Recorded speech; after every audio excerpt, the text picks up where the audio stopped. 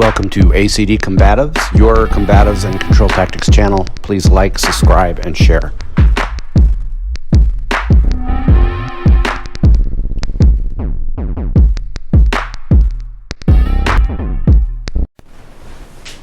Hey guys, it's Kurt here. I have a video that was sent to me from a coworker from my previous duty station. You know who you are. Thank you very much. It's a good training video, good learning video. Female officer is attacked by somebody, and we're pretty sure from the video that it was racially motivated. I mean, it could have been a combination of racially. She's an Asian officer, and there's been a pretty big increase in the United States against hate towards Asians because of COVID-19, which is friggin' ridiculous. I don't understand it at all, but you can't understand hate. Hate's just stupid, and it is what it is. So let's get past that and get to the learning aspect of it. The video will show the female officer approaching this guy from behind, which is allegedly, I think from the incident, a homeless person who's been yelling a bunch of stuff at Asian people and being basically disorderly conduct in law enforcement terms. And she approaches from behind with a less lethal shotgun, and you'll know that for the civilians watching. You'll know that because it's if I remember right, it's orange and stuff like some agencies use lime green. It doesn't matter. You'll see that it's less lethal. Now that's a great distance tool, but once she gets up too close to the individual and things go bad, it gets in the way. So it's not that she shouldn't have used it. That would have been a good one if she had had a fellow officer with her, and then the officer could have used the less lethal from the distance, and then she could have came up and handcuffed. But we'll get more into that here in a second. Maybe the taser or pepper spray would have been a better thing to have in hand if you were trying to have a show of force. Guys, show of force is different than use of force. We're not going to get into that in this video, but it's totally fine to have a show of force, i.e. I have my pepper spray in my hand, I have my taser out.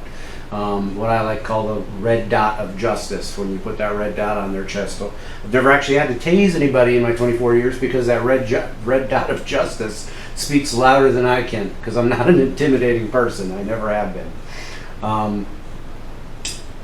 So she walks up. She seems what I would say in condition white, and she's putting her gloves on, and then the guy turns around and attacks her. And it gets into a clinch position really quickly, and she's trying to create distance, but she doesn't understand the clinch range. And guys, it has nothing to do with her being a female. So I don't want anyone to say, well, she was smaller and less strong. Guys, I have trained with females that were smaller and less strong than me, and they could whoop my ass because their martial arts skills, their jiu-jitsu, their Krav Maga was much superior to me, and they could whoop my ass. So yes, strength and athleticism definitely has a place, but in this video, I don't think that was the issue. I think it was a lack of skills, and that sucks that her agency didn't give her those skills that she needed, or she didn't go out on her own to get those skills. Guys, there's smaller, less athletic females than me in my jiu-jitsu class, and they can easily whoop my ass. So size isn't the issue. Technique and years of training. I mean, it takes time to get those skills, but if you don't start, you'll never have them. So let's get past my loud mouth, and we'll get to the video here in a second. But we'll talk about the clinch range, and then the officer ends up on the bottom because she loses her footing, and he ends up mounting her. Guys, in my system, the mount is one of the first things I teach how to escape. It's fairly easy to do. You'll see that the shotgun is between her legs and he's on top of it, so it's a hindrance. It's getting in the way, and it's just a cluster from there. Luckily, a good Samaritan runs up and helps pull the guy off, and then other officers, from what I understand later on, dogpile the guy and cuff him or what have you. But I think the video speaks for itself. Let's get to that before we go on. I want you to see my new rash guard from Marshall X, another custom one. You're beginning to damage my comm, and you guys are Firefly and Serenity fans. Anything Joss Whedon universe, you know what this relates to, and it's awesome. So X Marshall guys, again, I'm not paid by them in any way, shape, or form. I just love their products. All right, so let's get on to the video. Okay, guys, so here you are. You see the shotgun. She had it out originally, and we're going to slow this down and watch it again. And when he acted like he was going to comply, she slung it over her shoulder, and then she stopped and started putting gloves on. And we're going to see this again in super slow-mo. And as she was putting the gloves on, that's when he turned around. She was like taking her time, looking down at her hands. And that's why I flashed up that white, yellow, orange, red, and black. I think she was conditioned white.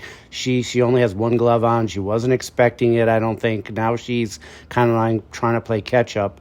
And they're in what I would say classic clinch range. And she's doing what I call the zombie defense, where she's trying to stiff arm him off of her, and now she's pushing on his face, and it's just not happening because he's bigger and stronger than him. And so as opposed to trying to push off and get away when he's clinching on, the better thing would have been to actually pummel into the clinch, pummel into a better position, underhook, overhook, and we will discuss more of that. But now he took her down to the ground, and her legs are between his legs, so he's in a classic mount position, and her legs are stiffening up. She doesn't know what to do. She's basically lost at this point, and this guy runs up and starts pulling him off. Now, what you're not going to see, because I cut it out, there's no point to the video, where it takes them a while to get the guy off, and then she starts trying to handcuff him, and more cops show up and they handcuff him. But again, I think she was in condition white. But these are some examples of clinch range fighting. Now, granted, this was off of a punch and she was off of a clinch, which is actually easier to pummel into, but I'm showing like an A-frame attack, A-frame kick, oblique kick onto the knee. These are classic things she could have shelled up, used her knees to get them off of her. But the key is knowing how to clinch and knowing how to fight in the clinch range. And here you are watching me with Coach Colton. We're pummeling. And this is why we do the pummeling drill. Again, officers like, why would I ever want to pummel? I get this almost every control tactics class. It's like, you don't want to be in clinch range, you have to know how to fight in clinch range. So if you're going to have to be in that range, i.e. trying to arrest somebody, then you better know what you're doing in the clinch range. And pummeling is your step one to learning the range and feeling comfortable in that range. So then she ended up on the ground in the mount position, and here I am from my white and yellow belt video. I've cut in a part of me showing how to escape the mount. Basically, in a nutshell, when you're mounted by somebody, you have to trap one side of their body. Doesn't matter which side.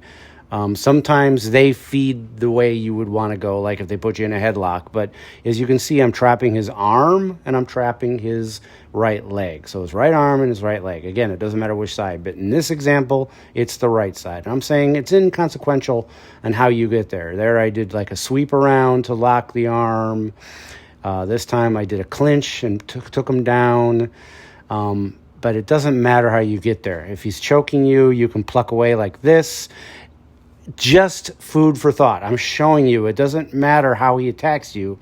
There is a way to defeat the attack.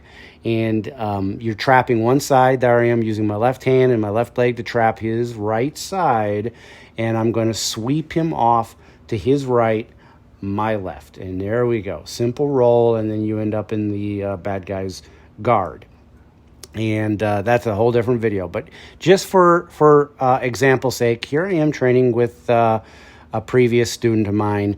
And she's a small female, probably around the same size as the female. And she's a beginning grappler in these videos, but she's picking the stuff up quick.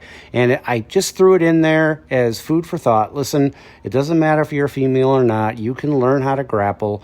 Some of the best grapplers I've ever trained with were females, and a lot of times it's because, they're not, generally speaking, women aren't as physically strong as men. I've known some pretty badass strong females, but generally speaking, you all know what I'm talking about, women aren't as strong, so they make up for it in technique. Some of the best technique I've ever witnessed is from females. So there you go, guys. I hope you like it. Send me some ideas. Take care and stay safe. Let's roll. Hey. Let's be careful out.